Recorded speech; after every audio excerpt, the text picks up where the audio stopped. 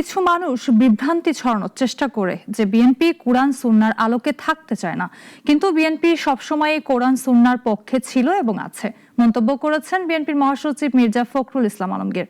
দুপুরে ঠাকুরগাঁও মানব কল্যাণ পরিষদ প্রাঙ্গণে আলেম ওলামাদের সাথে এক মতবিনিময় সভায় তিনি এসব কথা বলেন।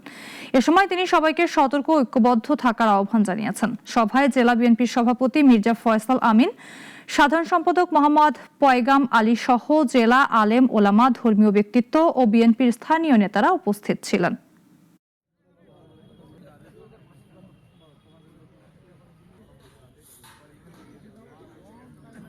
আমি যখন আপনার চরমনের পীর সাহেবের সঙ্গে বসেছিলাম, আপনাদের হয়তো অনেকের মনে থাকতে পারে, সেখানে যে 10টা বিষয় আমরা একমত হই, তার মধ্যে এই একটা বিষয় ছিল, এটা অনেকের মনে থাকতে পারে। সুতরাং এই কথা যারা ছড়ায়, অনেকেই আপনাকে বিভ্রান্ত সৃষ্টি করার জন্য বলে আমরা নাকি কোরআন ও সুন্নাহর আইন চাই না।